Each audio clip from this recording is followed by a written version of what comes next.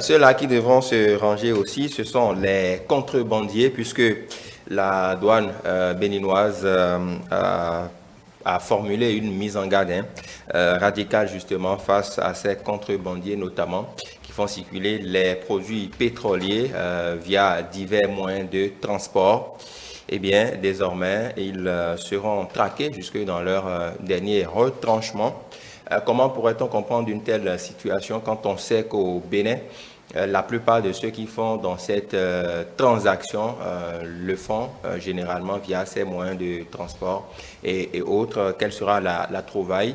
N'est-ce pas là une autre manière de les contraindre à se formaliser et à se regrouper pour installer des mini-stations comme on en voit un peu partout sur notre territoire? Cécile Tonoucoin, comment analysez-vous une telle mise en garde de la part de la douane béninoise?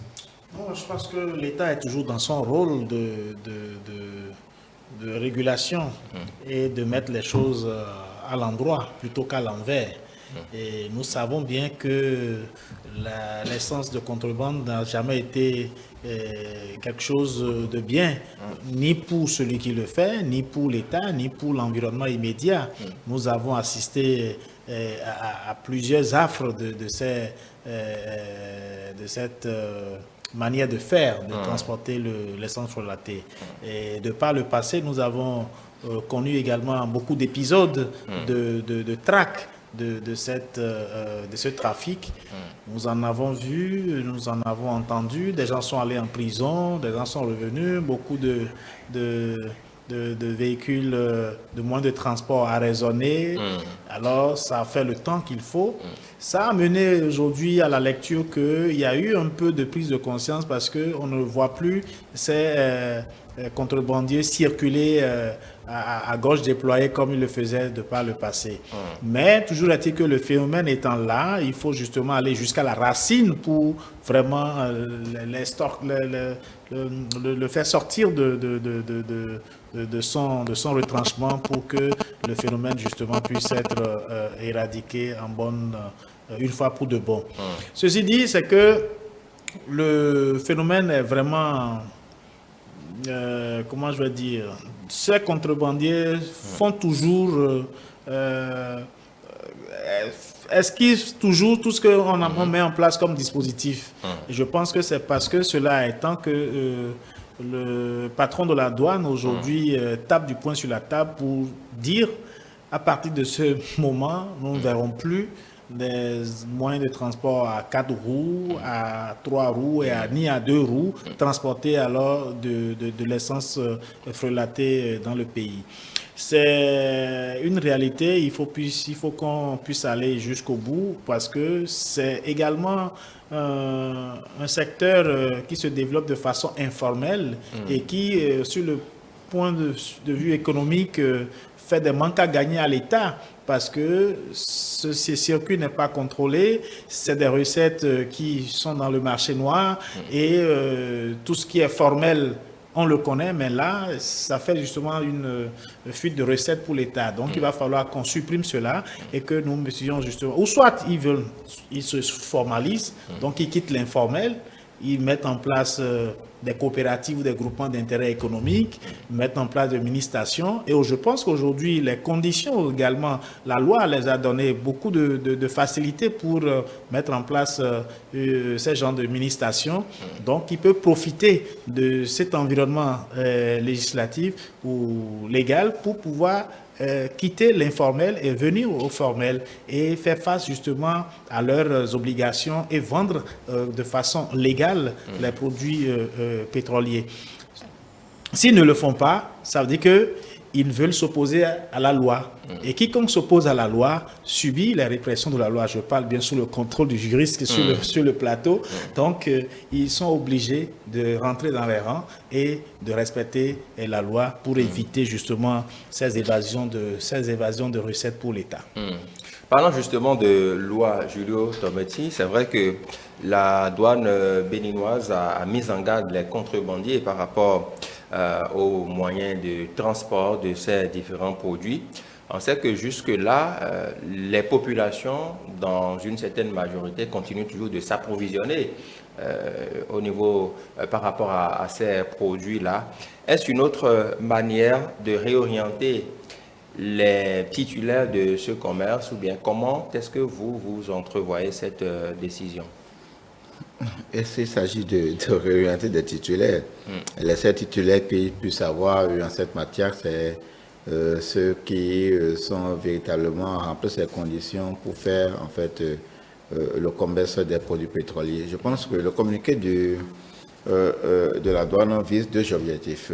D'abord un objectif d'ordre sécuritaire, d'abord, et ensuite en termes de recettes. De recettes, mais le problème qui se pose, ce que je me demande, est-ce que la douane a besoin d'un tel communiqué si la douane fait véritablement son travail au niveau des frontières? Parce que vous savez, il y a un certain nombre d'habitudes qui s'est développé au fil du temps et qui continuent, quel que soit ce que font en fait la douane. Théodie ne me dira pas le contraire. Dans la région de Lomé, du plateau par exemple, ce système de gonflage des réservoirs de véhicules, personnels même, des fois, moi j'ai plusieurs amis qui me disent, bon, le week-end je vais aller m'approvisionner à tel endroit, mais là où ils s'approvisionnent, mon problème c'est que c'est toujours sur le territoire béninois. C'est pourquoi moi je me demande en fait, à partir du moment où le produit, si on n'arrive pas à contrôler les produits au niveau des différentes frontières, et quand c'est à l'intérieur, je me demande, est-ce qu'on va encore en vouloir aux populations? Parce qu'à partir de ce moment, le produit que moi je vois sur le territoire béninois, ce produit a acquis la nationalité béninoise, excusez-moi de le dire comme ça, comme un individu. Donc le travail de la douane, ce n'est pas, non pas à l'intérieur, des fois les contrôles viennent à l'intérieur pour une certaine vérification, mais c'est beaucoup plus au niveau des frontières. Comment sécurisons-nous nos frontières pour éviter que ça entre pour donner lieu à ces jérémiades? Parce que je me demande comment véhicule 2 roues, véhicule 3 roues, les tricycles, ce que vise en fait la douane, je me dis, c'est pourquoi il parle de question sécuritaire.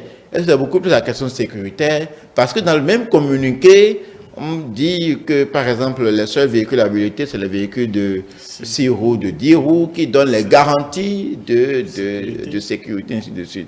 Donc, je me dis, est-ce que la question de sécurité, c'est ça qui intéresse la douane, ou bien la question de recettes? Les deux se trouvent quelque peu être mélangés. Ce qu'il y a, c'est de demander aux populations d'avoir une attitude responsable.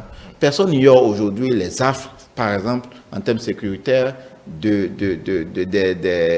comment dire, du transport des produits pétroliers. À côté de ça, c'est beaucoup de pertes en termes de recettes fiscales pour l'État. En même temps, nous sommes en train de demander, nous avons un certain nombre d'exigences en fait citoyennes, qui est normal, mais en fait les charges, les recettes contribuent à assurer les charges dont nous sommes quotidiennement, comment dire, bénéficiaires ou demandeurs. Donc, d'une manière ou d'une autre, il faut qu'on arrête. Donc, ça, c'est le message au niveau des populations. Maintenant, au niveau de la douane, je dis qu'on trouve le meilleur mécanisme pour ne pas, comme nous avons observé par le passé, c'est vrai que ça a ralenti. Alors, je me demande, est-ce qu'on ne va pas en venir là? C'est-à-dire les coups de poursuite à l'intérieur de la ville, comme de cette manière, excusez-moi de le dire, de cette manière malpropre qu'on a eu par le passé en termes de lutte contre les centres frelatés. Je ne voudrais pas qu'on en revienne là, parce que c'est comme si, à un moment donné, la douane fera en fait cette bataille à l'intérieur, commencer par pourchasser dans les vents les motos, les tricycles, les véhicules à 4 roues relativement à ce fait-là. Donc, vraiment, si ça doit se faire, il faut que vraiment on ne retourne pas dans les péchés, excusez-moi de le dire comme ça, dans les péchés du passé. Parce que je dis, aujourd'hui, la lutte qui est faite du pailleur, c'est une lutte intelligente. C'est une lutte intelligente. Ça a quitté carrément la barbarie, parce que cette barbarie-là, c'est encore cause d'insécurité, comme nous l'avons observé par le passé. Donc, que la douane travaille au niveau des frontières et à l'intérieur trouve les meilleurs mécanismes pour ne pas nous exposer encore davantage en voulant nous protéger. C'est vrai que par le passé, comme le rappelait Julio Tometti, les populations se sont posé la question de savoir, Théodule Moussa, mais où passaient les produits qui étaient saisis, puisque les forces de l'ordre venait quand même à raisonner les produits, on interceptait des bidons, mais bon, la destination finale, on ne sait pas où est-ce que cela La destination atterrissait. ne devrait pas les intéresser, parce qu'ils sont en infraction.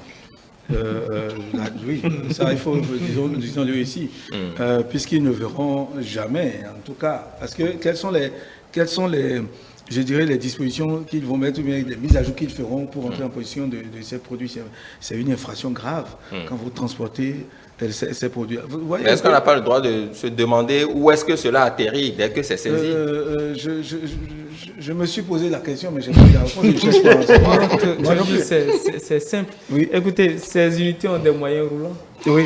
Il faut bien que ça serve le service Oh, public. oui, peut-être. Non, je pense que c'est trop facile. Non, on ne va quand même pas détruire Non, les sources.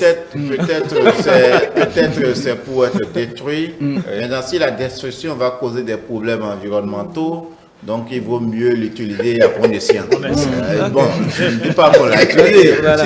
Si parce qu'on va déverser une certaine quantité, c'est descendre dans la nature, ça pose d'autres problèmes. Donc si on peut l'utiliser à bon escient, bon, pour d'autres fins, pourquoi pas. D'accord. Voilà. Et donc, non, je crois que c'est une lutte justifiée que la douane est en train de mener par rapport au transport. Parce que, vous l'avez dit tantôt, tout ce qui se passe, tout ce qui s'était passé dans ce domaine, on sait, les affres des familles sont endeuillées et on a des orphelins jusqu'aujourd'hui. Des gens très malins sur leur moto, grosse moto MB100, oui, puisque c'est la moto indiquée pour faire le trafic. Ah bon, oui, c'est la oui, moto indiquée, donc il y a même une moto indiquée. Oui, oui, il y a une moto, en tout cas dans la région de Lebé du Plateau. Ah, donc vous savez très Oui, bien. oui, c'est la moto MB100, une moto très en forme, qui n'a l'air de rien, mais dont le moteur est très en forme, qui faufile entre les buissons avec, je dirais, 10-15 bidons de 25 litres bien gonflés qui circulent. On a vu des gens qui sont c'est un cassés. peu trop. Complètement, non, mais on voit ça circuler. On dirait qu'il est dans le business. Non, je ne suis pas dedans. Je sais, j'ai vu circuler plusieurs fois. Je m'en suis Tu fais fait des élever. enquêtes aussi dans le sens. Ah oui, pour mieux en parler. Mieux en parler. Alors donc, je crois que c'est une. Bon échappatoire. Je crois que c'est vraiment sérieux. Et moi, le problème, Julio l'a évoqué, je me suis posé aussi cette question parce que ça m'est arrivé d'aller de l'autre côté de la frontière de Sémécra qui voit un peu comment ça se passe. On se demande, mais oui, ces produits sont servis sur le territoire béninois. Vous allez là-bas, les stations sont peut-être à moins d'un kilomètre, parfois à peine 700 mètres de la frontière, et c'est une très grosse activité qui se mène véritablement un autre marché à des heures. Aujourd'hui, que la douane a lancé une lutte, ils trouvent toujours des moyens pour se le faire. L'autre chose, c'est la lutte qui se mène à l'interne. Vous allez constater qu'aujourd'hui, depuis que la douane a lancé ce communiqué, ce contrôle, il y a un autre poste de douane qui est installé au niveau du carrefour Ekpe. Et là, tous les matins, ça crée un embouteillage monstre. Pour ceux qui doivent quitter Porto Novo, Sémé, et pour se rendre à Cotonou, ou qui sont à moto, c'est un embouteillage, ça crée une autre situation, et police républicaine, et la douane, et des militaires, c'est véritablement un autre problème que ça crée là. Je souhaiterais, je proposerais qu'on revoie les choses autrement pour ne pas créer d'autres situations, des gens qui veulent se rendre au service à l'heure, à temps, et subir tout ce temps. Parfois, vous faites 30 minutes de Jeffa pour passer le carrefour, vous passez banalement 30-45 minutes dans l'embouteillage. Je crois que c'est un problème assez sérieux. Les chasses, parce que quoi qu'on dise, vous circulez à 3 heures du matin, à 3 heures, 2 heures du matin, vous voyez ces motos circuler dans les coins. Ils savent les détours, les contours, les détours. Ils connaissent ça. Et puis à 3 heures, vous les voyez circuler dans la nuit noire.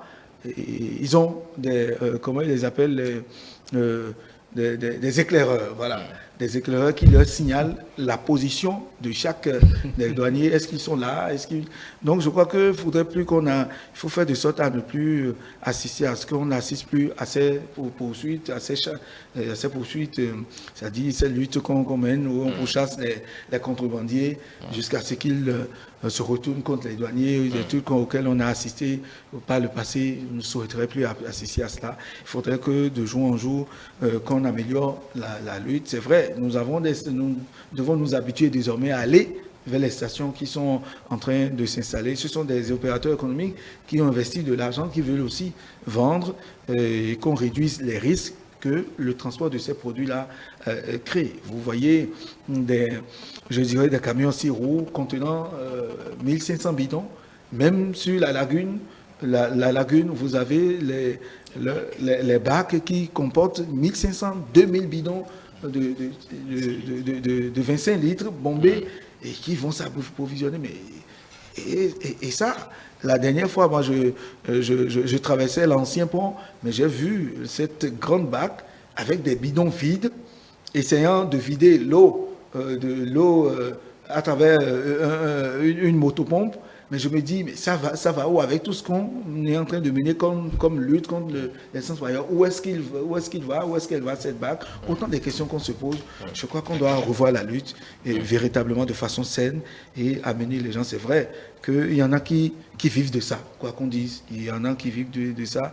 Le reste, on préfère ne pas tout dire à l'antenne. D'accord. Docteur Bokor, sur la même question, le communiqué, il est là, il y a lieu de le respecter aujourd'hui. Oui, il faut comprendre le communiqué.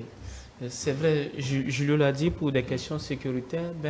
Je voudrais y ajouter, c'est plus pour la douane rappeler à l'endroit des uns des autres que l'essence frelatée relève de la contrebande et auquel cas la douane sévit et continuera par sévir.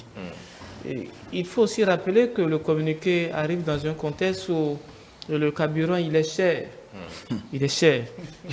Alors, cher encore? Oui, non, il est cher.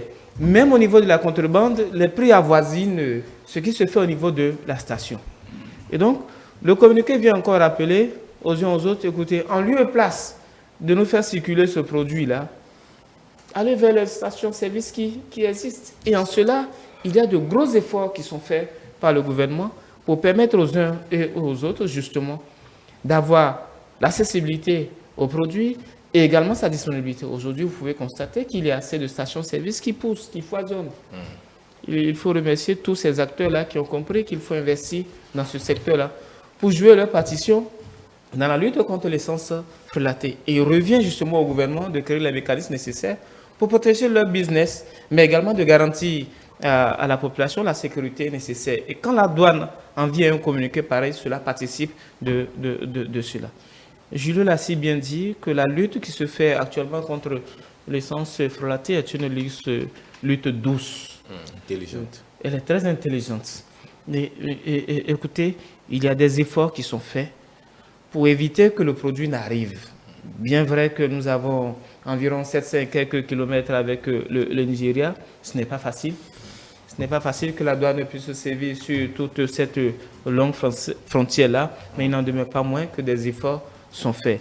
Et quand un communiqué en arrive à sortir sur la question de l'essence frelatée, il faut comprendre que cela vient réaffirmer la volonté de la douane de jouer sa partition. Maintenant, les questions sécuritaires, c'est important. Si déjà les tricycles et les petits véhicules peuvent sortir du lot, on aura plus ou moins un regard sur justement ces camions-là.